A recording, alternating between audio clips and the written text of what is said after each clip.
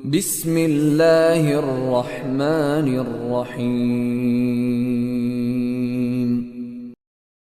Karena ternyata segala sesuatu itu ada di sisi Allah, maka mintalah kepada Allah Subhanahu wa ta'ala.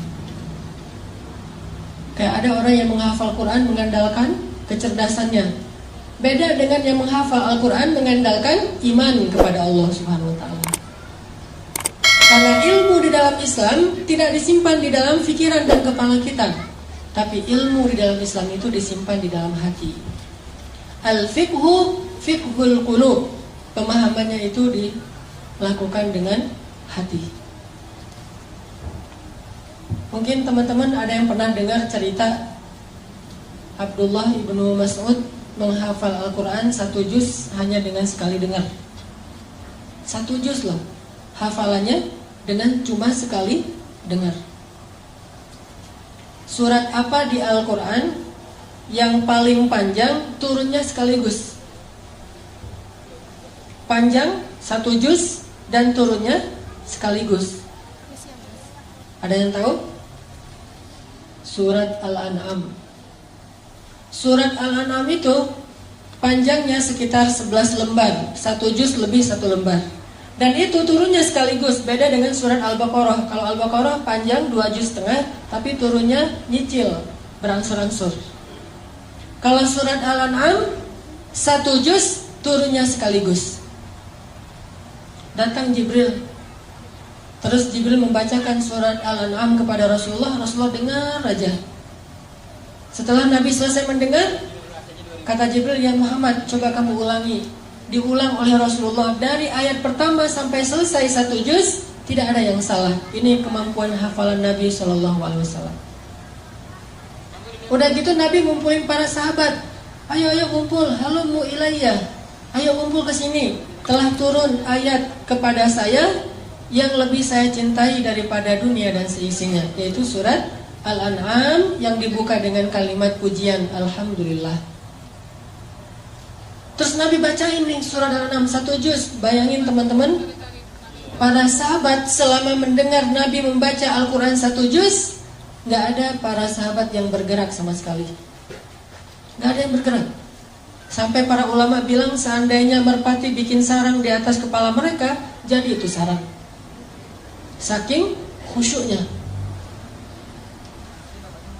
Para sahabat itu mendengar Nabi baca surat Al-An'am 1 juz dan khusyuk. Nggak ada yang bergerak sama sekali. Diam aja dengerin. Lalu ketika Nabi selesai membaca Al-An'am 1 juz, seorang sahabat yang bernama Abdullah ibnu Mas'ud berdiri mengatakan, "Ya Rasulullah, saya sudah hafal surat itu." Coba, 1 kali dengar langsung hafal. Cuman tawaduknya Rasul, hebatnya Rasulullah itu, Rasulullah nggak bilang, "Emang kamu doang? Saya juga bisa kayak gitu." Rasulullah ngomong kayak gitu. Padahal Rasulullah juga dari Jibril hafalnya sekaligus. Rasulullah malah bilang, "Oh gitu, coba Abdullah kamu baca." Lalu Abdullah pun mengulang surat Al-An'am dari ayat pertama sampai selesai 1 juz. Tidak ada 1 huruf pun yang keliru. Apa yang membuat Abdullah mudah dalam menghafal Quran? Ternyata bukan karena Abdullah lebih pintar dari yang lain. Standar, semua orang juga punya kelebihan. Allah kasih akal dan memori. Tapi Abdullah ini orang yang selalu mengandalkan Allah, yakin kepada Allah, makanya Allah mudahkan dia dalam mencari ilmu. Saya teringat kata Abdullah bin Mas'ud ketika dia awal-awal belajar Quran. Kata dia, "Ta'allamnal iman qablal Quran." Kami itu belajar iman dulu sebelum belajar membaca Al-Quran. Sehingga kalau kami membaca Al-Quran, iman kami bertambah. Nanti akan muncul suatu kaum yang belajar Quran sebelum belajar iman. Walaupun mereka membaca sampai 30 juz Al-Quran, imannya tidak bertambah. Belajar iman sebelum belajar Quran. Apa arti belajar iman? Belajar yakin sama Allah. Nih saya lagi menghafal Quran. Dan Al-Quran ini adalah firman Allah, kata-kata Allah. Kalau saya pengen mudah menghafal Al-Quran, saya harus minta sama yang memiliki kata-kata ini. Pemiliknya adalah Allah SWT. Berdoa, "Ya Allah, mudahkan saya menghafal Quran. Ya Allah, mudahkan saya bertilawah Al-Quran." Allah mudahkan. Jadi bukan hanya mengandalkan kemampuan otak kita, bukan hanya mengandalkan kemampuan memori kita, tapi andalkanlah Allah dalam segala urusan kita. Mulai dari belajar ilmu, mengamalkan ilmu, beribadah, bekerja, apapun, andalkan Allah Subhanahu wa taala. Jangan bikin Allah kecewa sama kita. Jangan buat Allah ilfil sama kita. Kalau Allah udah berpaling dari kita, kalau Allah udah unfollow kita nih, itu udah bahaya. Jangan sampai Allah unfollow. Apa unfollow-nya kalau dalam bahasa Al-Quran? Baro'atun minallah. Allah udah gak mau terlibat lagi dalam urusan kita. Jadi orang kalau misalnya mengandalkan Allah, dia akan melihat banyak keajaiban teman-teman dalam hidupnya. Pasti teman-teman sebagiannya mungkin pernah dengar cerita ketika awal-awal dulu saya berangkat Mesir. Itu ngandelin Allah banget tuh. Pulang dari Mesir juga kayak gitu. Dan Allah itu emang suka ngasih kejutan. Yang namanya kejutan, kita nggak boleh tahu duluan. Kalau tahu duluan namanya bukan kejutan. Ini nggak jelas nanti kayak gimana jadinya. Masa saya harus memilih pilihan-pilihan yang belum pasti? Udah, kalau itu Allah ridho, berarti pasti. Kalau pilihan kita itu Allah senang, berarti pasti. Pasti apa? Pasti ditolong. Pasti dikasih keajaiban. Pasti dikasih kebaikan. Itu pasti. Asalkan pilihan kita itu pilihan yang diridhoi Allah. Makanya kalau memilih sesuatu itu, minta ke ustadz atau ke kiai, tanya dulu mana yang Allah suka di antara dua pilihan. Namanya istifta. Setelah istifta, kalau masih galau juga, misalnya ada 5 pilihan. 5 pilihan ini tanya ke kiai, Pak Yai, ini ada 5 pilihan dalam hidup saya. Kira-kira yang Allah ridhoi yang mana nih? Kata Pak Yai, 3 ini nggak baik, tinggal 2 berarti yang Allah ridhoi. Masih galau kan? Baru istikharah. Jadi istifta, baru istikharah. Istifta itu apa? Minta pendapat ulama dulu, mana yang Allah ridhoi. Kalau yang Allah ridhoi itu masih ada 2, dua-duanya baik, baru istikharah, minta Allah yang memilihkan mana yang terbaik di antara yang baik. Libatkan Allah. Doa itu harus jadi kebiasaan kita. Ada apapun, doa. Mau garam, minta sama Allah. Garam aja minta kepada Allah. Sebutir beras, minta kepada Allah. Apapun minta kepada Allah. Karena Allah itu emang suka kalau kita meminta kepadanya. Kalau ada orang yang bilang malu banyak minta ke Allah, mending kita beramal aja, gak usah minta. Sesungguhnya para nabi itu suka meminta kepada Allah. Dan salah satu di antara nabi yang suka meminta kepada Allah itu namanya Ibrahim. Inna Ibrahim la'awwahun halim. Ibrahim itu awwahun. Awwah itu kata ulama tafsir, da'a. Da'a itu artinya suka meminta, suka berdoa. Masalah sepele, berdoa. Sehingga kalau kita sudah melibatkan Allah dalam hidup kita, Allah Subhanahu wa ta'ala itu punya banyak cara untuk menyelesaikan masalah kita. Kayak doa Ibrahim pas beliau dimasukkan ke dalam api. Itu kan masih ABG gitu kan, Ibrahim pas masuk ke dalam api. Kurang lebih usia 17 tahun. Masuk ke dalam api. Apa kata Ibrahim? Rabbi, Engkau adalah Tuhan satu-satunya di langit, dan aku adalah hamba satu-satunya di bumi yang menyembahmu. Rabbi, tolonglah aku. Aku tidak berharap kepada yang lain selain Engkau, kata Ibrahim.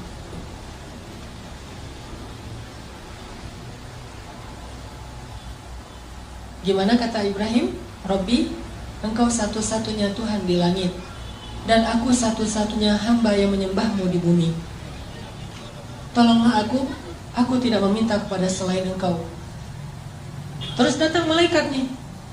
Datang malaikat Jibril. Terus Jibril bilang, ya Ibrahim, mintalah apa yang kamu butuhkan, saya akan bantu. Jibril menawarkan bantuannya. Apa kata Ibrahim? Amma ilaika fala. Kalau kepada kamu, tidak. Saya tidak butuh bantuan siapapun selain bantuan pencipta alam semesta. Jadi kalau kita udah ngelibatin Allah utuh, walaupun dalam hidup kita, teman-teman, boleh kita minta bantu ke manusia, tapi hati kita gak boleh bergantung kepada manusia. Tangan kita boleh berjabat tangan dengan orang lain, bikin akad gitu.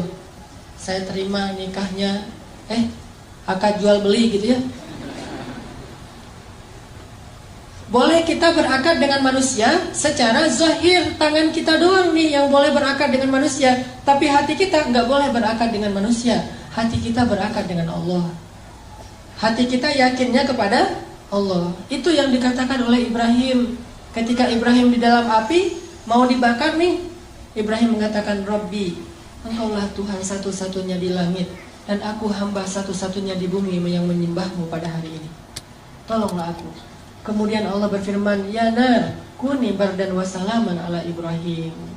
Wahai api, jadilah engkau sejuk dan menyelamatkan bagi Ibrahim alaihissalam. Ini kalau kita melibatkan Allah. Kalau ada yang bilang itu kan para nabi, ternyata cerita-cerita kayak gini bukan hanya terjadi kepada para nabi, terjadi kepada banyak orang soleh yang bahkan tidak disebut namanya. Terjadi kepada nabi, kepada ayah nabi, kepada ibu nabi, kepada anak nabi, kepada keturunan nabi, atau bahkan kepada pengikut nabi. Semua hamba Allah itu punya peluang yang sama untuk ditolong oleh Allah. Bukan hanya para nabi doang yang dapat pertolongan Allah. Semua ditolong oleh Allah. Atas nama hambanya, pasti Allah menolong. Coba teman-teman perhatikan salah satu kisah di dalam Al-Quran. Kayak gimana Allah itu kalau nolong hambanya itu caranya agak-agak unik dan penuh dengan kejutan. Coba kita perhatiin di dalam surat Al-Qasas, surat 28. Ada punya aplikasi Quran?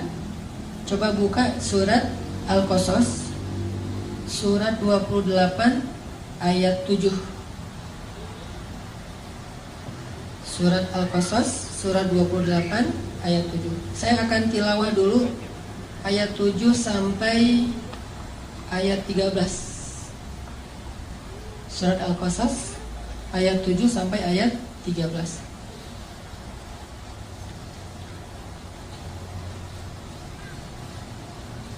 A'udzu billahi minasy syaithanir rajim. Bismillahirrahmanirrahim. Wa auhayna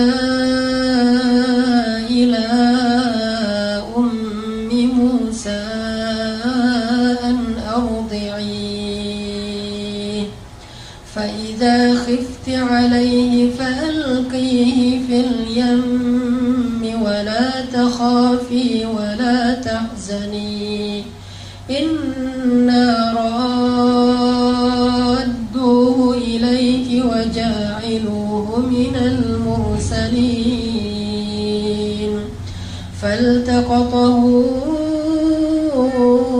alu fir'auna liyakuna lahum aduwwan wa hazana inna fir'auna wa hamana wa junudahuma kanu khati'in wa qalat imra'atu fir'auna qurratu 'aynin li wa lak la taqtuluhu 'asa an yanfa'ana aw nattakhidahu waladan wa hum la yash'urun. وأصبح فؤاد أم موسى فارغا إن كادت لتبدي به لولا أن ربطنا على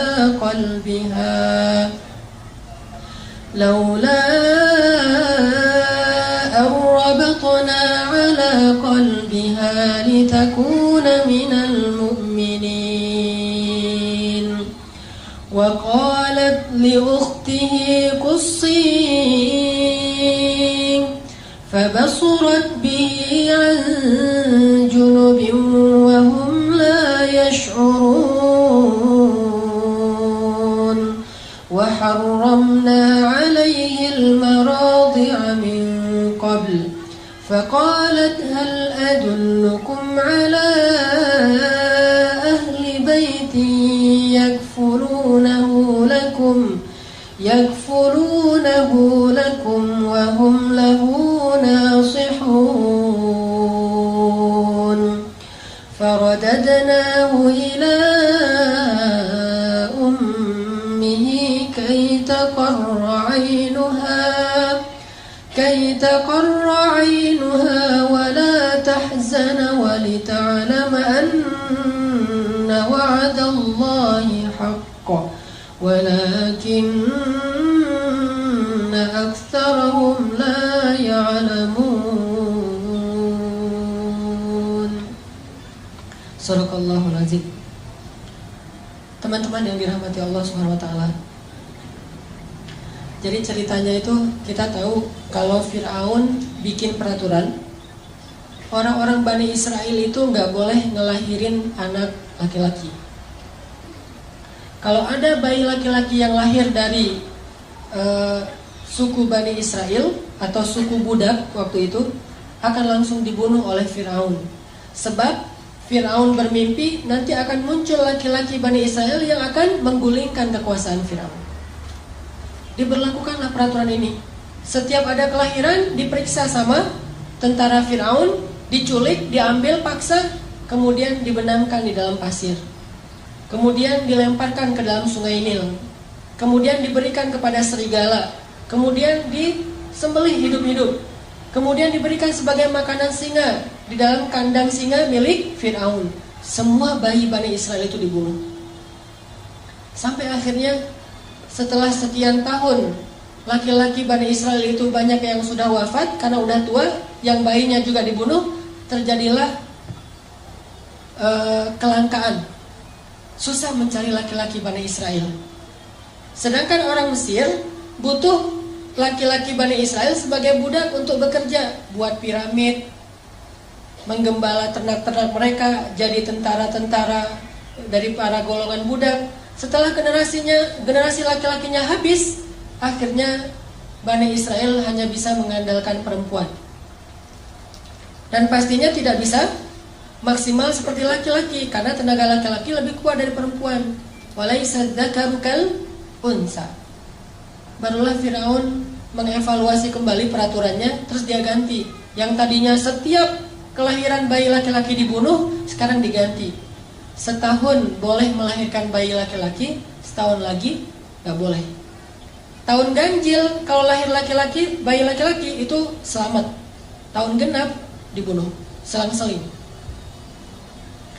Dan qadarullahnya Harun lahir di tahun ganjil, sehingga dia selamat, kakaknya Musa. Sedangkan Musa lahir di tahun genap. Pas Musa lahir, anak laki-laki, ibunya langsung khawatir, tahun ini gak boleh melahirkan anak laki-laki. Langsung dicari sama tentara Firaun. Akhirnya Allah menyampaikan ilham kepada ibu Musa, mengilhami ibu Musa melalui mimpi agar dia menghanyutkan bayinya di sungai Nil menggunakan satu kayak keranjang gitu. Ibu Musa bingung, benarkah ini perintah Allah? Kenapa mimpi saya aneh sekali beberapa malam terakhir? Akhirnya ibu Musa nanya ke ustadz-ustadznya Bani Israel. Kalau bahasa sekarang mungkin ngejapri ustadznya ya, tapi nggak di-read gitu, nggak DM, nggak di-allow, di-follow, nggak di-follow back. Nih ibu Musa nanya kepada ustadz-ustadznya Bani Israel, ya Syekh, saya bermimpi gini, apakah benar ini perintah Allah? Kata para ulama Bani Israel, benar, ini perintah Allah. Hanyutkanlah bayimu ke sungai Nil, dan Allah berjanji akan menyelamatkannya dan mengembalikannya kepadamu. Itu janji Allah. Kalau kita mau yakin sama Allah, libatkan Allah. Walaupun caranya tuh agak-agak aneh menurut logika kita. Aneh gak sih? Bayi baru lahir, kesayangan ibunya bayi.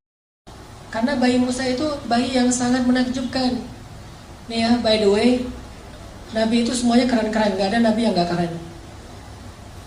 Gak usah Nabi, Brand ambassador satu produk aja carinya model yang paling keren kan. Apalagi brand ambasadornya lah langit tuh pasti orang yang paling keren tuh. Apalagi Musa. Musa itu terkenal cowok ganteng keren.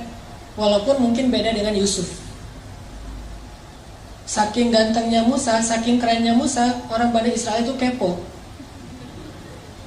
Musa itu kan kalau pakai baju selalu baju panjang, kemudian ketutup semuanya.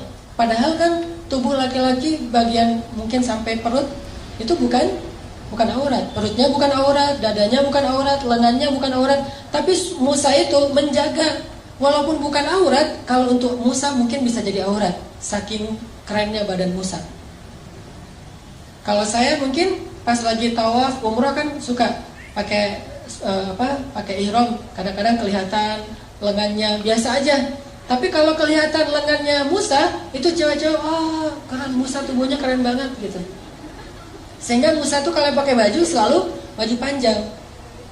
Sampai Bani Israel saking keponya sama Musa, mereka fitnah Musa dengan bilang, tahu nggak kenapa Musa itu pakai baju panjang terus? Gak pernah kelihatan lengannya, apalagi badannya gak pernah kelihatan. Kenapa? Karena tubuh Musa itu banyak kudis katanya. Banyak penyakit kulit katanya. Posting di mana-mana, viral. Jadi diomongin di antara Bani Israel, Musa penyakit kulit, hashtag posting. Direpost sama Bani Israel. Karena udah viral, semua orang ngomongin fitnah terhadap Musa. Akhirnya Allah Subhanahu wa Ta'ala menunjukkan pembelaannya kepada Musa. Itu nanti disebutin di akhir surat Al-Ahzab. Suatu hari Musa lagi mandi di sebuah kayak sumur gitu, terus tutup. Musa lagi mandi di situ, bajunya ditaruh di atas batu. Jadi buka baju, taruh di atas batu, hanya pakai celana mandi. Ternyata diam-diam batu itu pindah. Allah yang suruh, batu pindah loh. Oh ya, pindah dia. Batunya pindah. Pas Nabi Musa beres mandi, cari-cari bajunya mana nih? Ternyata batunya udah pindah. Dideketin sama Musa. Gak bisa diraih karena Nabi Musa gak pakai baju, hanya pakai celana. Akhirnya Nabi Musa pakai galah gitu, ngambil-ngambil bajunya di atas batu. Ternyata pas mau diambil pakai galah, batunya lari. Ini luar biasa. Dan ini kisah nyata disebutkan di Al-Ahzab. Dan tafsirnya juga demikian. Batunya lari tuh. Pas batunya lari, Musa kan bingung. Akhirnya ngejar batu. Thawbi hajar. Bajuku dibawa lari batu. Ngejar aja. Terus kejar-kejaran, batu Musa. Kemana larinya si batu? Larinya ke pasarnya Bani Israel. Jadi anak-anak Bani Israel lagi main skate gitu, batunya lewat. Kirain tadi itu obstacle buat nge-trick sama anak-anak skate. Lagi pada main BMX-nya, lagi bani bam gitu, lagi pengen nge-trick, lewat batu. Ada anak-anak Bani Israel lagi nongkrong gitu, lagi ngopi-ngopi, batu lewat, Musa lewat. Heran, semuanya ngelihat tubuh Musa yang gagah. Sengaja tuh Allah berfirman ke batu supaya larinya di antara orang ramai. Tempat mainnya anak muda, nanti di alun-alunnya Bani Israel, pokoknya keliling aja, keliling kota. Jadi Musa jadi kayak Indoranas gitu, keliling sambil lari dengan tubuhnya yang keren, sehingga Bani Israel semuanya, lo bawa HP nggak? Ambil kamera. Jadi trending topik, Musa ternyata tubuhnya keren banget. Baru berhenti di tengah pasarnya Bani Israel. Pas batu itu berhenti di tengah pasar Bani Israel, Musa datang langsung ngambil baju, pakai, dan Musa marah kepada batu itu. Dipukul oleh Musa dengan 3 pukulan, hancurlah batu itu. Musa itu terkenal nabi yang sangat kuat. Bayangin, saking kuatnya Musa, kakaknya aja Harun ditarik di janggutnya, dibanting. Musa, malaikat turun. Kan malaikat kalau ketemu nabi itu rata-rata menjelma sebagai laki-laki ya. Turun tiba-tiba ada laki-laki di sebelah Nabi Musa, ditonjok. Buta mata malaikat. Naik ke Allah, ya Allah mata saya, kenapa ditonjok Musa? Sembuh, turun lagi, ya Musa saya malaikat. Oh kirain tadi begal gitu mau. Nah, Musa itu terkenal nabi yang sangat kuat. Dan ketika Musa masih bayi, namanya bayi nabi tuh, jangankan bayi nabi, bayi orang biasa aja kan lucu gitu. Semua orang sayang kepada dia. Allah kasih rasa kasih sayang kepada seorang bayi, apalagi bayi Nabi. Dan nabinya Musa pula, yang memang luar biasa fisiknya.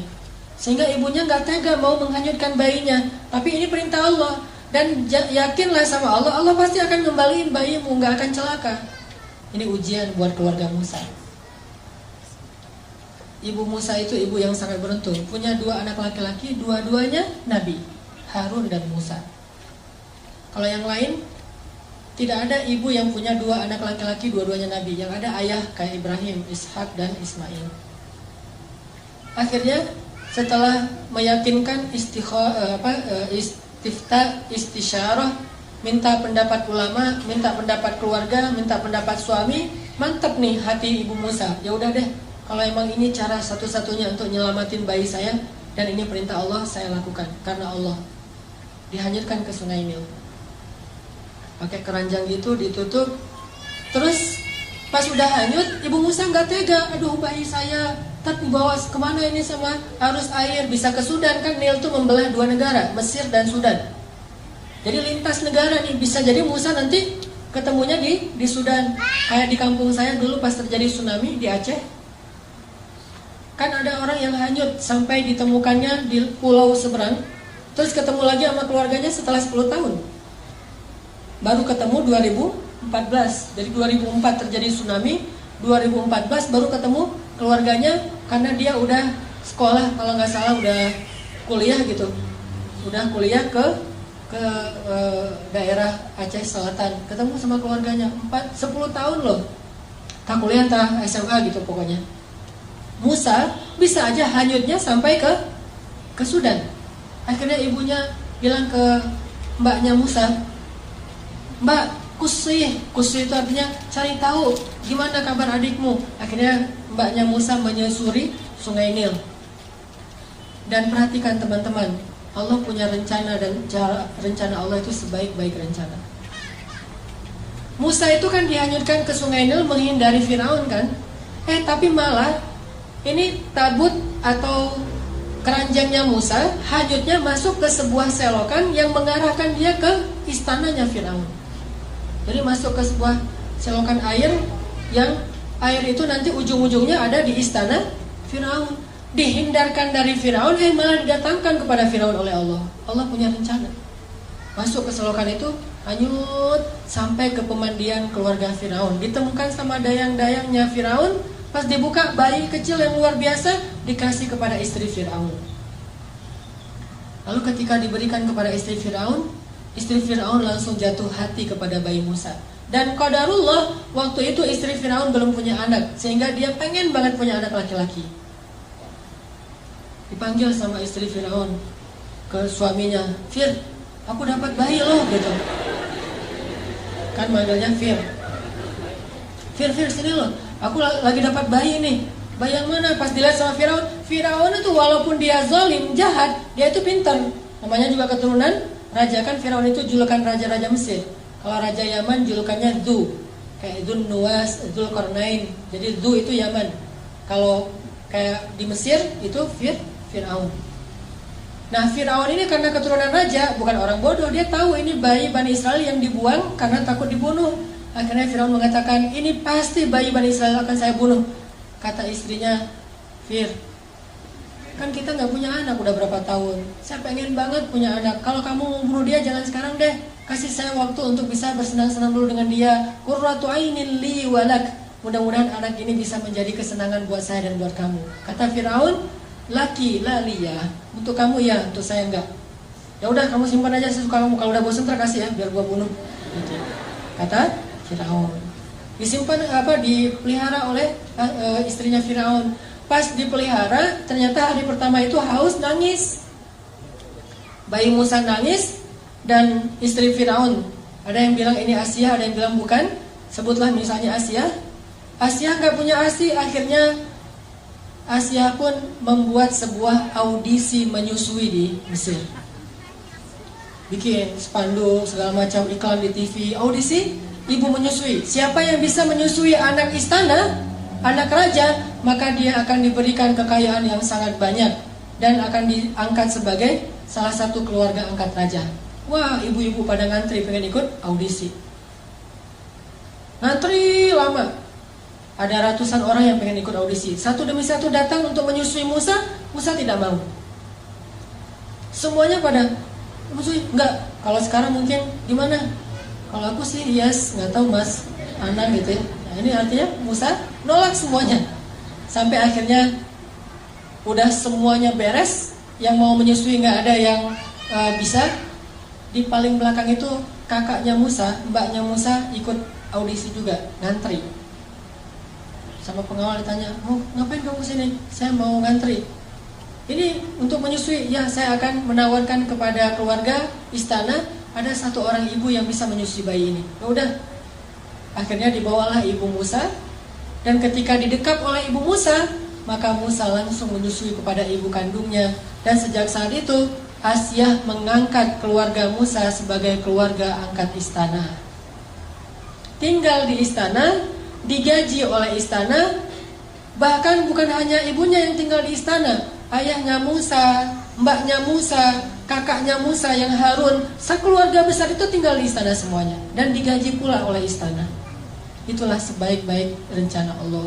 Coba teman-teman bayangin, kalau ibu Musa terus ngumpetin bayinya, disembunyikan bayinya dari Firaun, mungkin selama-lamanya hidup mereka dalam pengejaran, dalam keadaan tidak nyaman, susah mencari nafkah, tinggal di hutan belantara. Tapi berhubung pakai cara Allah, akhirnya Allah punya rencana yang paling baik, sampai akhirnya keluarga ini bisa tinggal di dalam istana musuh yang justru mereka hindari selama ini. Suatu malam Asyah lagi gendong bayi Musa, lucu gitu, ketawa. Kalau kata orang Jawa mungkin ngeklek ya. Jadi Musa bayi itu ketawa sama Asyah, wah digendong-gendong ketawa. Firaun dari jauh ngeliat aja. Terus Asyah bilang kepada Firaun, Fir, sini dong, ini bayinya lucu banget loh. Coba kamu gendong sekali aja. Kata Firaun, enggak, dia mah bukan bayi saya. Coba aja, siapa tahu kalau kamu udah gendong, kamu jadi senang sama dia. Karena dipaksa-paksa sama Asyah, udah diambil sama Firaun. Pas digendong, Musa yang tadi ketawa-ketawa tiba-tiba langsung cemberut melihat Firaun. Pas lihat Firaun, Musa langsung berubah wajahnya, yang tadi senang sekarang marah. Firaun heran, tanya Asyah, ini kenapa nih bayi ini pas ngeliat saya jadi marah kayak gini? Emang ada masalah apa dia sama saya? Kata Asyah, mungkin belum kenal, coba kamu dekap lebih dekat lagi. Didekap lebih dekat lagi, pas udah dekat, maka Musa pun menarik jenggotnya Firaun sekeras mungkin sampai tercabut banyak dari jenggotnya Firaun dan berdarah. Tarik sama Musa. Wah, Musa bayi itu ngelawan Firaun, jenggotnya ditarik. Gimana kalau udah dewasa? Ini kekuatan Musa. Akhirnya pas jenggotnya Firaun ditarik, Firaun emosi dilempar bayi Musa. Ini benar-benar bayi celaka segala macam, dia ngumpat-ngumpat, dia marah-marah, didekap oleh Asyah. Asyah nangis karena bayi kesayangannya dilempar oleh suaminya. Kemudian Firaun memutuskan, besok saya akan membunuh bayi ini. Pasti ini nih yang saya dapat dalam mimpi. Dan Asyah sudah tidak bisa mengubah keputusan suaminya untuk membunuh bayi tadi. Akhirnya suatu malam, sepanjang malam Asyah memeluk Musa, nangis, sepanjang malam nangis sama ibunya Musa. Tiba-tiba Allah kasih ide, ilham ke dalam pikirannya Asyah, gimana cara menyelamatkan Musa. Pas paginya Asyah bilang kepada Firaun, suamiku, saya tidak akan menghalangi kamu untuk menghukum bayi ini. Tapi sebelum engkau menghukum dia, beri saya satu kesempatan supaya semakin yakin, apakah bayi ini sadar ketika mencabut janggutmu atau tidak sadar. Kalau dia sadar, silakan kamu hukum. Kalau dia tidak sadar, maafkanlah dia. Karena dia hanya bayi, anak kecil yang tidak ngerti apa-apa. Kata Firaun, gimana cara membedakan dia sadar dan tidak? Kata Asyah, taruhlah bayi ini di tengah, di sebelahnya ditaruh bara api, di sebelahnya lagi ditaruh roti. Kalau bayi ini sudah bisa berpikir, dia akan memilih roti. Tapi kalau bayi ini namanya juga anak kecil nggak ngerti, dia mungkin akan memilih bara api. Kalau dia memilih roti, maka hukumlah dia. Tapi kalau dia memilih bara api, maafkanlah dia. Ditaruh Musa di tengah. Oh, logis juga nih kata Firaun. Ya udah dicoba aja deh. Pasti dia akan milih roti. Masa api panasnya juga udah menjauh kan? Dia pasti akan ngambil roti atau kayak permen gitu. Ditaruh Musa di tengah, di sini bara api, di sini makanan.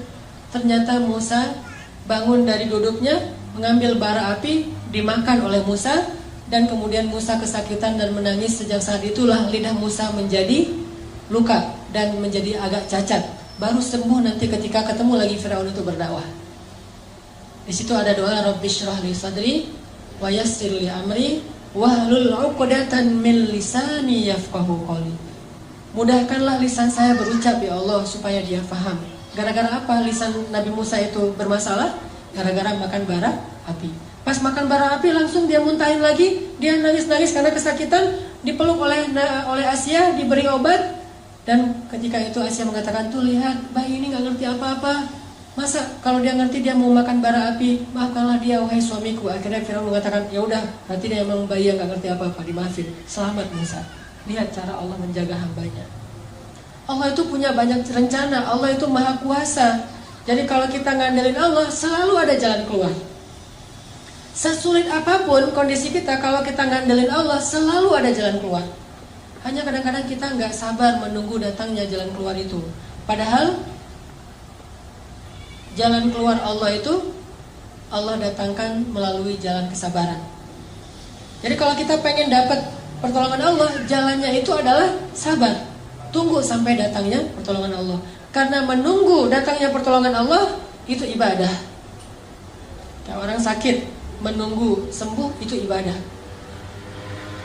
Orang yang miskin menunggu dapat rezeki sambil berikhtiar itu ibadah. Jomblo menunggu ada yang datang, terutama yang perempuan nih, nunggu ada yang datang ke rumahnya ngetuk pintu dan melamar dia, itu adalah ibadah. Tapi pengennya sih ibadahnya jangan lama-lama ya, cepat ada yang datang gitu. Karena pengen beribadah yang lain, bukan hanya ibadah menunggu, tapi ibadah mencintai, ibadah suami istri. Artinya libatkan Allah dalam hidup kita, libatkan Allah dalam masalah kita, libatkan Allah dalam segala urusan kita. Tidak ada yang kecewa ketika melibatkan Allah dalam urusannya. Saya teringat kisah seorang ibu di Mesir. Ini kisah nyata dan terjadi sekitar 20 tahun yang lalu lah di Mesir. Jadi ada seorang ibu janda dengan satu anak bayi dan tidak ditinggali apa-apa oleh suaminya. Suaminya meninggal dalam keadaan miskin. Dan ibu ini juga keluarga besarnya orang miskin semuanya. Tidak ada yang mampu. Akhirnya setelah dia menjadi janda, dia kerjanya ganti-ganti. Kadang jadi pembantu di rumah orang, kadang di pasar, segala macam. Pokoknya gak punya pekerjaan tetap untuk bisa menafkahi bayinya. Baru sekitar sebulan ditinggalkan suaminya, bayinya sakit keras, panas tinggi, panas luar biasa. Terus panas tinggi mau dibawa ke rumah sakit, gak punya biaya, beli obat aja gak ada duit, makan aja belum hari itu. Hanya dikasih minum air putih, dikompres, kasih minum air putih, dikompres, sambil menangis. Bayinya terus menangis panjang hari, sampai malam hari bayinya berhenti menangis karena sudah lelah. Capek seharian nangis, akhirnya ketiduran. Bayinya tidur. Ketika bayinya tidur jam 12 malam, ibu ini dalam keadaan bingung. Beliau kemudian berwudu, kemudian sholat 2 rakaat. Setelah selesai sholat 2 rakaat, ibu ini berdoa kepada Allah, Rabbi, saya ini adalah perempuan yang tidak punya wali, tidak punya suami, tidak ada yang menafkahi saya. Sedangkan saya punya seorang anak dan dia sekarang sakit. Suami saya baru meninggal. Dia curhat sama Allah. Jadi kalau kita doa sama Allah tuh curhat dulu, jangan to the point. Ya Allah minta ini, minta itu. Curhat dulu kayak Nabi Zakaria. Kayak gimana doa Nabi Zakaria? Rabbi inni wahanal 'azmu minni washta'ala ar-ra'su shayba wa lam akum bidu'aika rabbi syaqiyya. Rabbi, tulang saya sudah lemah, rambut saya sudah putih. Curhat dulu masalah kita apa. Dia curhat kepada Allah tentang masalahnya. Dia gak punya uang untuk beli obat, gak punya nafkah, bahkan hari ini makan juga belum. Terus dia bilang di akhir doanya, Rabbi, Aku pasrahkan hidupku ini kepadamu. Aku serahkan urusan masalahku ini kepadamu. Berilah jalan keluar kepadaku dan anakku, wahai Allah. Dia berdoa kepada Allah, minta diberikan jalan keluar. Akhirnya pas habis berdoa, tiba-tiba ada orang yang ketuk pintu rumahnya. Assalamualaikum. Dibukain pintu seorang laki-laki. Assalamualaikum. Mana anakmu yang sakit? Saya seorang dokter. Mana anakmu yang sakit? Akhirnya ibu ini heran. Dokter datang ke rumahnya sendiri, padahal dia nggak manggil. Ditunjukin, dokter ini meriksa bayi itu, diperiksa sama dokternya. Setelah diperiksa, dibuatkan resep obat. Terus dokternya bilang kepada ibu, nih resep obatnya, silakan dibeli obatnya di apotek segera. Ini kasihan anaknya udah terlalu panas dan harus segera diberikan obat. Terus saya mau pulang, silakan diselesaikan administrasi, minta bayar. Ibu ini bingung pas dokternya minta bayaran. Kata ibu ini, dokter, saya nggak punya uang. Terus dokternya bilang, terus kalau ibu nggak punya uang, ngapain ibu telepon saya? Tengah malam, jam 1 malam nelfon saya. Kata ibu ini, saya tidak telepon dokter. Terus dokternya keluarin kertas alamat. Ini benar nggak nih alamat rumah ini? Tadi yang nelfon soalnya nyebutin alamatnya ini nih. Kata ibu, benar ini alamat rumah saya. Terus mana laki-laki yang tadi nelfon? Kata ibu ini, saya nggak punya suami, nggak ada laki-laki di rumah. Ini telepon aja ibu, nggak ada di rumah. Handphone atau telepon rumah nggak ada. Baru dokter ini curiga. Terus siapa yang tadi menelpon dokter tengah malam jam 1? Sekitar 15 tahun yang lalu lah terjadi di Mesir. Dokter ini duduk, nanya kepada ibu, ibu sebetulnya apa yang terjadi? Apa yang terjadi tadi jam 1 malam? Ibu ini cerita kondisinya, masalah anaknya. Terus dia cerita jam 1 malam tadi dia baru telepon Allah. Dia sholat 2 rakaat, dia berdoa kepada Allah. Entah gimana ceritanya, entah malaikat, entah manusia, pokoknya Allah alam, Allah yang mendatangkan dokter itu ke rumahnya. Mendengar cerita ini, dokternya merinding, terharu. Akhirnya datang lagi periksa lebih serius lagi bayinya. Terus keluar cari obat sendiri dokternya ke apotek, datang lagi kasih obat, kemudian ngasih lagi hadiah untuk keluarga ini untuk 1 bulan. Dan sejak saat itu dokter ini suka memberikan nafkah rutin kepada keluarga ini setiap bulan. Dan kadang-kadang dipanggil ke rumah untuk bantu-bantu di rumahnya. Artinya Allah punya banyak cara untuk membantu hambanya. Panggil aja Allah SWT. Ada apa-apa, telepon Allah. Dan telepon Allah itu paling enak tuh, gak pernah di-reject. Nelfon manusia, di-reject tuh. Nelfon, kan suka ada tulisan saya lagi meeting, lagi nyetir, kan ya. Atau lagi galau gitu kan, bisa juga custom, bisa tulis sendiri lagi galau. Itu kalau nelfon manusia. Kalau nelfon Allah, nggak pernah Allah nggak reject telepon hambanya. Ujibu da'watad da'i idza da'an. Saya pasti akan ngangkat telepon orang yang nelfon saya. Kalau kita analogikan dengan telepon, pasti Allah angkat. Sesibuk apapun Allah, kulla yaumin huwa fi sya'n. Setiap hari itu emang Allah sibuk, tapi Allah nggak pernah disibukkan. Sibuk ya, tapi disibukkan nggak. Allah punya banyak urusan ya, tetapi tidak pernah kewalahan. Telepon Allah. Dan telepon Allah itu nggak perlu hafal nomornya. Aduh, nomor telepon Allah berapa ya? Belum di save misalnya. Nggak perlu, tinggal bilang Allah, langsung ke connect ke langit. Nomor telepon Allah itu cuma bilang Allah aja. Rabbi, ilahi, bebas, nomornya banyak. Dan semuanya aktif, nggak ada nomor itu sudah tidak aktif. Sudah apa misalnya? Nggak ada. Allah pasti mengangkat telepon kita. Dan menelpon Allah itu gak ngabis-ngabisin kuota, gak ngabis-ngabisin pulsa, sama sekali gratis. Gak makan pulsa, gak ngabisin kuota, gak perlu hafal nomor. Gak ada yang misalnya lagi telepon dengan yang lain, jadi kita nunggu dulu ngantri. Gak, telepon Allah itu paling mudah ketimbang nelpon manusia. Ada masalah tinggal bilang ya Allah. Allah langsung mengatakan abdi, alaka hajah, wahai hambaku apa kebutuhanmu. Bahkan di waktu tertentu Allah yang datang kepada kita, bukan cuma kita telepon Allah jarak jauh, Allah datang kepada kita. Sepertiga malam terakhir Allah turun ke langit dunia. Terus Allah mengatakan, adakah orang yang membutuhkan pertolongan, aku tolong. Hal min dhi hajah, adakah orang yang butuh ampunan, aku ampuni. Adakah orang yang butuh keajaiban aku berikan, keajaiban dalam hidupnya Allah sendiri yang nanya kepada kita. Jadi ada masalah sedikit, telepon Allah, minta Allah terlibat dalam urusan kita. Gak usah khawatir karena Allah itu akan mengangkat telepon kita. Allah gak mungkin ngecewain hambanya yang berdoa kepadanya. Langsung hubungi Allah.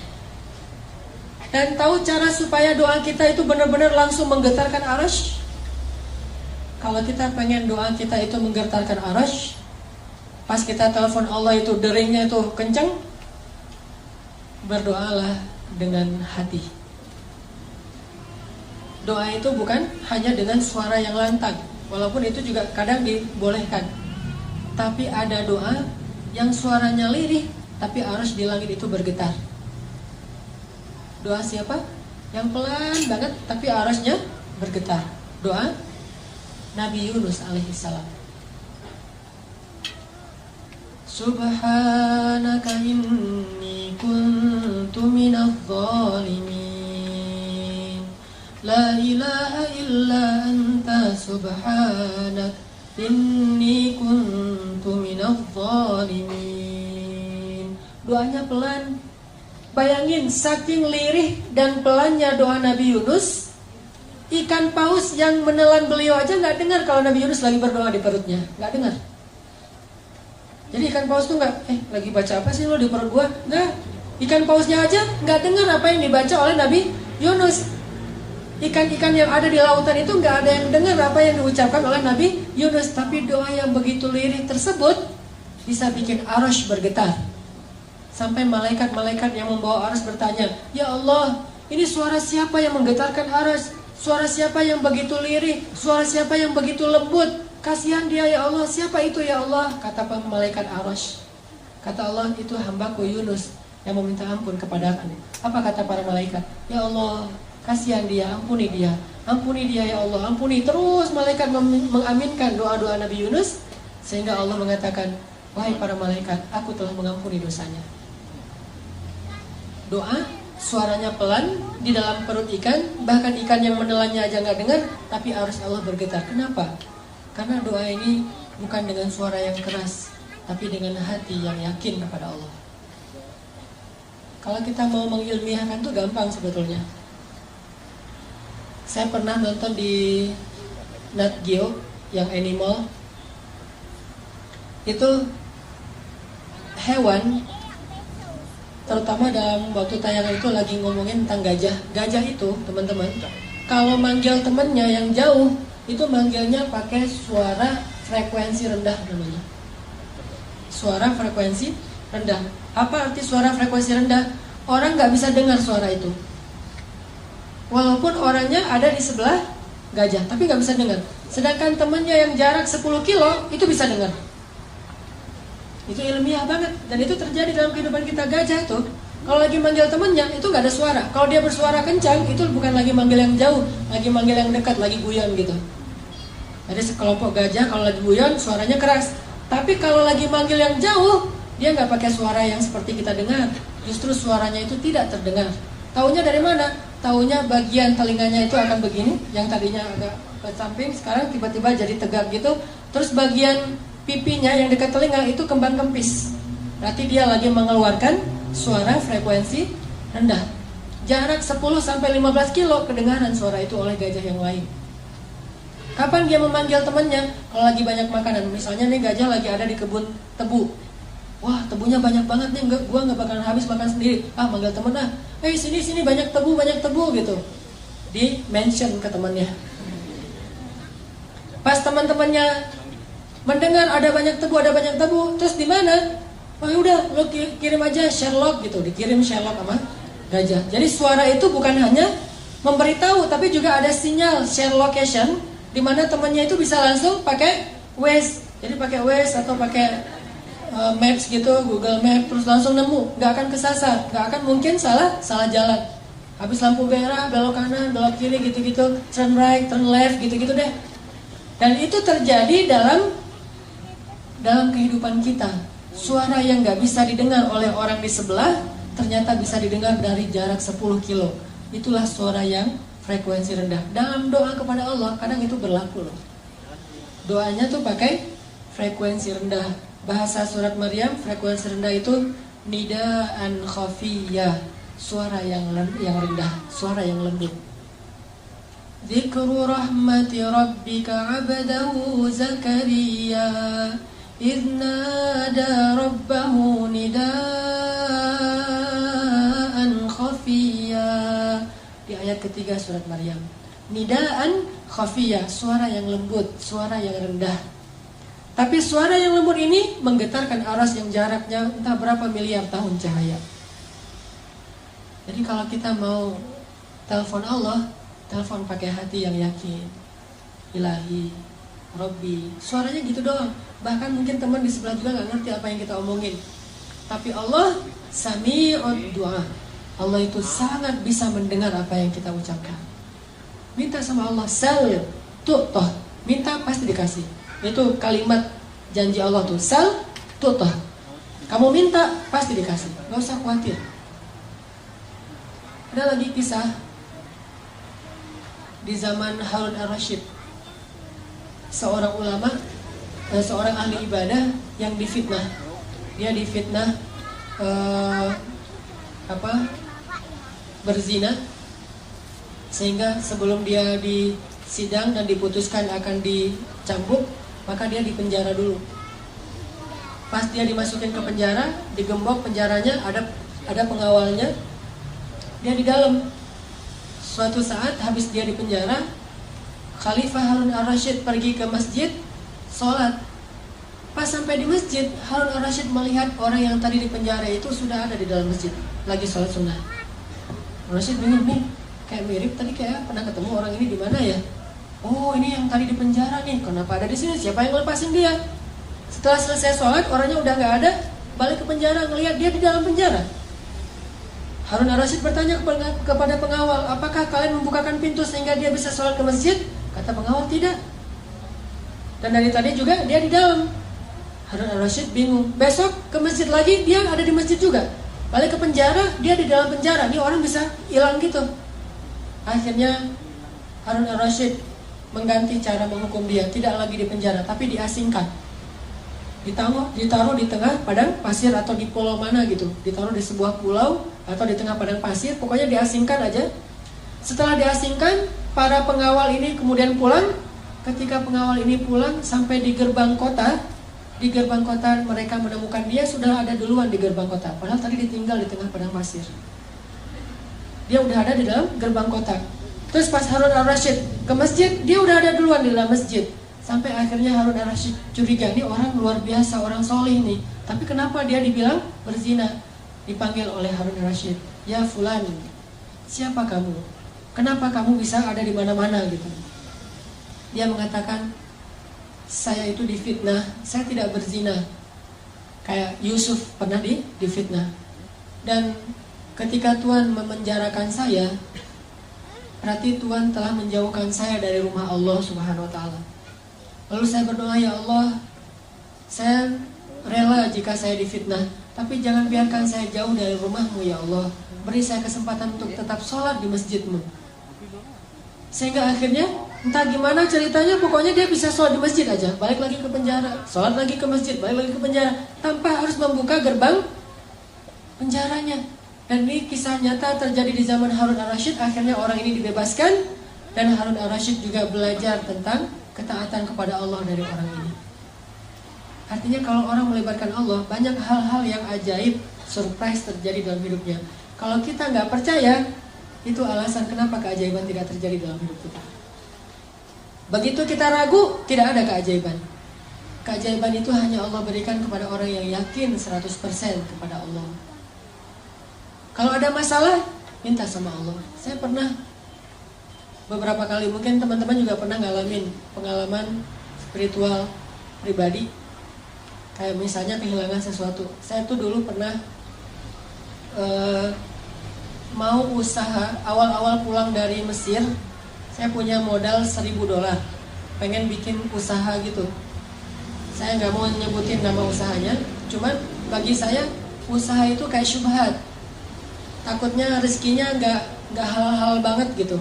Syubhat itu kan ragu antara halal dan haram. Saya ragu nih, boleh nggak nih usaha kayak gini. soalnya nanti hasilnya jadi gini. Saya khawatir. Akhirnya gara-gara itu jadi galau, mikir, ya udah deh, saya tahan dulu, saya hold dulu, nggak jadi usaha itu. Saya berdoa kepada Allah, ya Allah, saya kan nggak jadi bikin usaha itu karena takut rezekinya nggak halal. Berarti saya melakukannya karena Engkau, ya Allah. Kalau begitu, beri saya yang lebih baik daripada ini.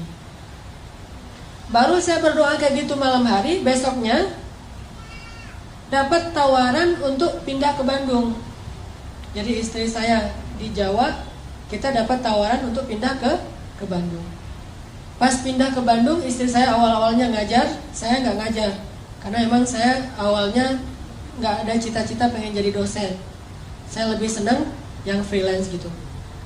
Waktu itu karena emang kita baru-baru pindah ke Bandung dan masih dalam keadaan susah, ngontrak rumah di sebuah rumah kecil dekat pembuangan sampah di tengah kota Bandung.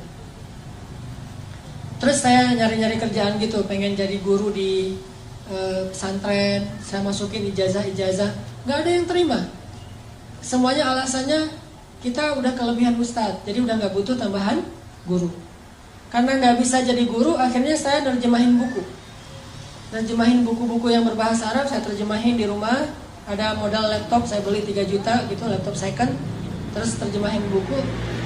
Pas sudah selesai terjemah, saya kirim ke penerbit. Semua rata-rata jawabannya, buku ini udah pernah ada yang nerjemah, jadi nggak boleh lagi diterjemah. Wah, saya salah. Sebulan nerjemahin ternyata nggak bisa diterbitin. Akhirnya putus asa nerjemahin buku, nulis buku sendiri. Udah selesai nulis buku, nawarin ke penerbit. Katanya ini kurang layak diterbitkan, nggak bisa diterbitin karena nggak keren tulisannya.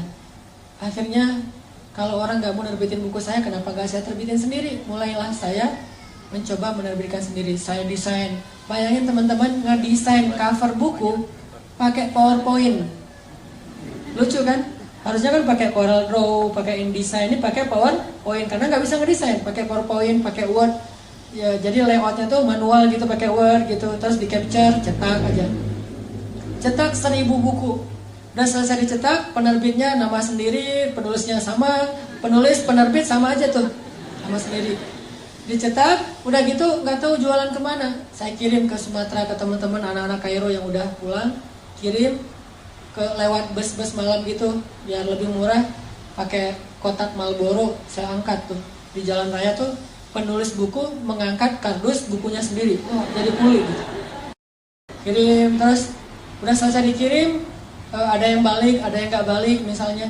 Terus ada book fair, Islamic book fair di Bandung. Saya coba pinjam stand salah satu penerbit Islam yang ada di Bandung. Boleh nggak saya pakai standnya sedikit aja, satu space kecil buat buku-buku saya, nanti bagi hasil. Oh boleh. Udah, saya bawa buku saya pakai baju kaos gitu, saya taruh buku di situ. Cover bukunya wajah saya tuh paling gede. Kan lagi pencitraan ya, wajahnya paling gede. Bikin X-banner-nya juga wajah saya doang tuh, tulisannya dikit. Udah selesai gitu, taruh pakai X-banner, bukunya disusun jadi kayak tornado gitu, kayak piramid gitu biar orang menarik beli. Terus naik motor kan, ganti baju dulu. Tadi kan baju kuli, sekarang baju penulis. Ganti baju pakai baju putih gitu.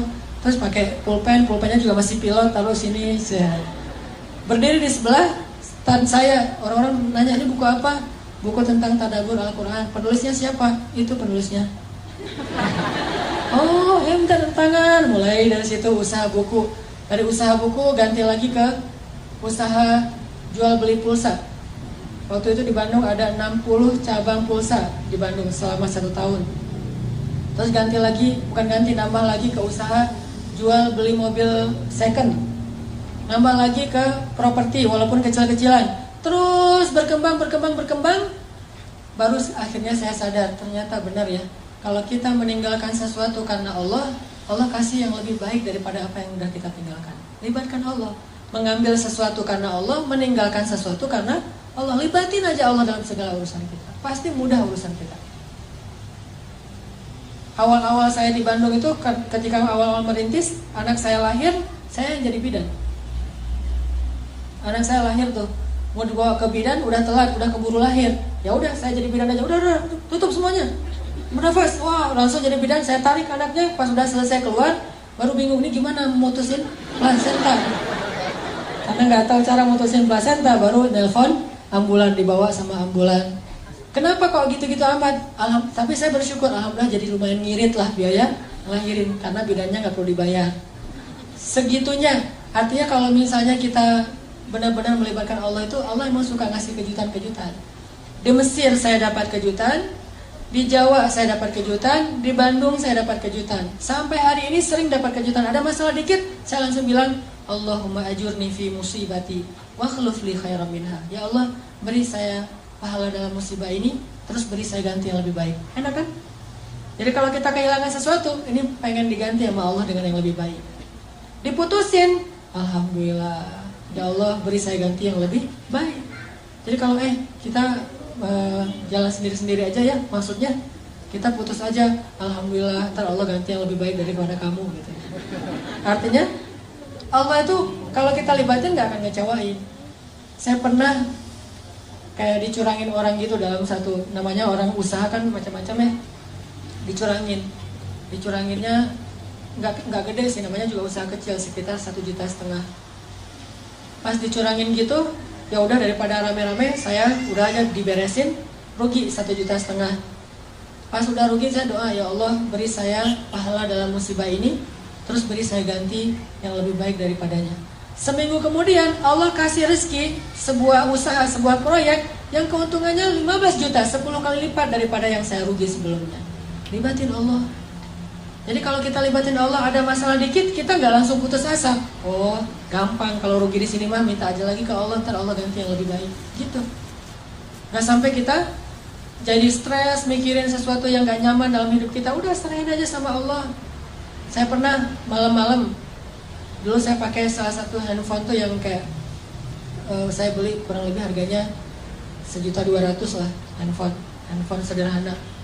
Malam-malam ada acara Qiyamul Lail di masjid, dan saya waktu itu telat bangun. Acara Qiyamul Lailnya jam 2, saya jam 2 baru bangun. Kan kaget tuh, jam 2 baru bangun. Hah, udah jam 2, orang-orang udah pada nunggu. Sementara jarak rumah ke masjid itu kalau malam 15 menit, lumayan. Belum lagi wudhu segala macam. Kaget, saking kagetnya buru-buru handphone jatuh, pecah, udah nggak bisa dipakai. Saat itu juga saya berdoa, ya Allah beri saya pahala dalam musibah ini, beri saya ganti yang lebih baik daripadanya. Besok pagi loh, dan itu wallahi hanya berselang beberapa jam. Besok pagi diganti sama Allah dengan waktu itu Samsung Note 5 yang harganya waktu itu masih 10 juta. Diganti langsung di waktu yang sama, padahal belum selesai tuh mikirin yang tadi. Aduh, tadi jatuh, kalau nggak jatuh udah ada handphone, sekarang ini minjam handphone istri dulu. Jatuh langsung Allah ganti dengan yang lebih baik, kayak gitu. Gimana caranya? Jangan selalu menerjemahkan rezeki yang tidak diduga-duga itu sedekah. Nggak selalu sedekah. Bisa juga usaha, bisa proyek, bisa apa aja lah. Yang jelas Allah ganti yang lebih baik. Libatin Allah dalam hidup kita. Kayak Ummu Salamah, begitu suaminya meninggal, Ummu Salamah doa. Dan doa ini diajarkan oleh Nabi. Ya Allah, beri saya pahala dalam musibah ini dan beri saya ganti yang lebih baik. Terus Ummu Salamah heran sendiri gitu. Loh, yang lebih baik? Siapa yang lebih baik daripada Abu Salamah? Abu Salamah itu suami yang paling ideal. Setelah selesai masa haid, datanglah Rasulullah melamar Ummu Salamah. Ternyata ini yang lebih baik daripada Abu Salamah. Gak mungkin Allah ngecewain kita. Itu teman-teman yang dirahmati Allah. Yuk kita belajar sama-sama berhijrah kepada Allah. Bukan berhijrah ke suatu tempat, dari luar masjid ke masjid, bukan. Tapi berhijrah kepada Allah. Dan Allah ma'akum aynama kuntum, dimana bersama kita dimanapun kita berada.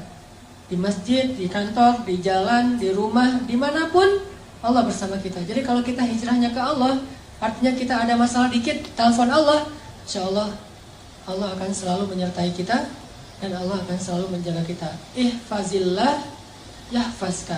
Jaga hubungan kamu sama Allah, Allah yang akan menjaga hidup kamu seutuhnya. Mudah-mudahan ini jadi booster buat kita, jadi penyemangat buat kita dalam mendekat kepada Allah, terutama dalam berdoa. Mulai sekarang coba koleksi lebih banyak doa. Mulai sekarang coba koleksi lebih banyak doa.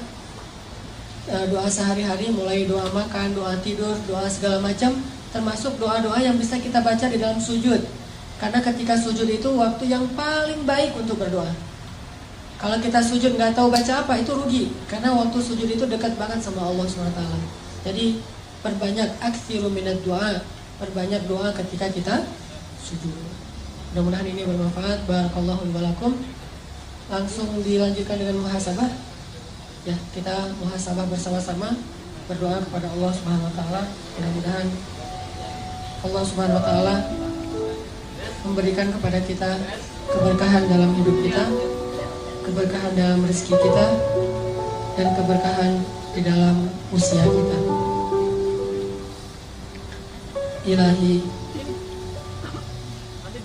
Anta Rabbi la ilaha illa Anta.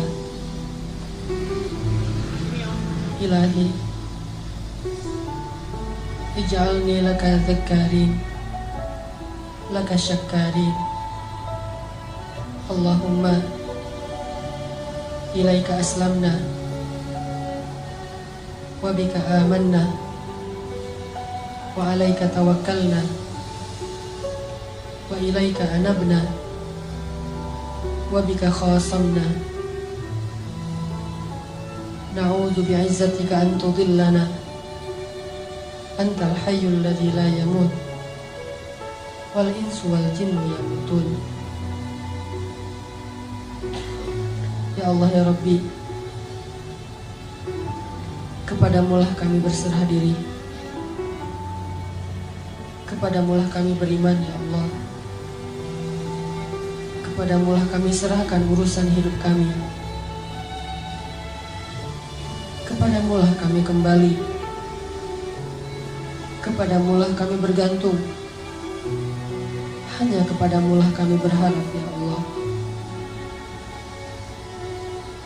Kami yakin Engkau maha mendengar doa-doa hamba-Mu.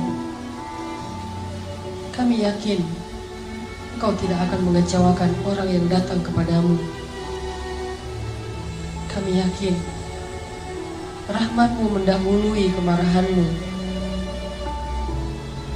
Kami yakin karunia-Mu maha luas. Kami yakin Engkau maha pemaaf ya Allah. Kami yakin Engkau maha pemurah ya Allah. Karena dengan kemurahan-Mu lah kami mendapatkan kebahagiaan dalam hidup ya Allah. Hidup kami adalah kemurahan-Mu ya Allah. Hidup kami adalah rahmat-Mu ya Allah. Hidup kami adalah anugerah dari-Mu ya Allah. Engkau maha segala-galanya. Semua kebaikan ada di tangan-Mu ya Allah. Semua kebaikan ada di dalam genggaman-Mu ya Allah. Ilahana, hari ini kami berkumpul, bersimpuh di sini. Kami memohon ampunan dari-Mu ya Allah. Tidaklah kami melangkahkan kaki kami dari rumah kami ke sini kecuali karena kami mengharapkan ridha-Mu ya Allah. Tidaklah kami melangkahkan kaki kami ke sini kecuali karena mengharapkan ampunan-Mu ya Allah. Tidaklah kami melangkahkan kaki ke sini kecuali mengharapkan rahmat-Mu ya Allah. Ampunkanlah dosa-dosa kami ya Allah. Rahmati kami ya Allah. Lindungi kami dari godaan syaitan dan hawa nafsu ya Allah. Janganlah Engkau biarkan kami kembali terjatuh di lubang yang sama ya Allah. Jangan Engkau biarkan hati kami condong kembali kepada dosa-dosa setelah Engkau beri petunjuk ya Allah. Janganlah Engkau biarkan kami kembali kepada masa lalu saat kami masih jauh dari-Mu ya Allah. Bantu kami dalam proses hijrah kami ya Allah. Bantu kami dalam perjalanan hijrah kami ya Allah. Bimbing kami ya Allah. Kuatkanlah hati dan azam kami ya Allah. Istiqomahkanlah amal kami ya Allah. Ilahana, kami memohon kepadamu ridha-Mu ya Allah. dan juga surgamu. Kami juga berlindung kepadamu dari kemarahanmu dan nerakamu ya Allah. Ridhoilah kami ya Allah. Golongkanlah kami termasuk ahli surgamu ya Allah. Jangan Engkau murka kepada kami karena dosa-dosa kami ya Allah. Dan jangan pula Engkau masukkan kami ke dalam neraka-Mu ya Allah. Ilaha, ajarkan kami untuk terus beriman kepadamu.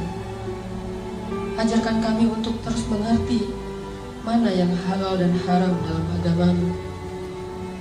Ajarkan kami cara mendekat kepadamu ya Allah. Ajarkan kepada kami ilmu yang Engkau ajarkan kepada orang-orang soleh di antara kekasih-Mu. Ilahana, beri kami ilmu yang bermanfaat. Beri kami hati yang khusyuk. Beri kami mata yang mampu menangis karena takut kepadamu. Beri kami lisan yang mampu bertutur kata dengan zikrullah, zikir kepadamu. Beri kami telinga yang senang mendengar ayat-ayat-Mu. Beri kami hati yang selalu yakin kepadamu. Tambahkanlah iman kami ya Allah.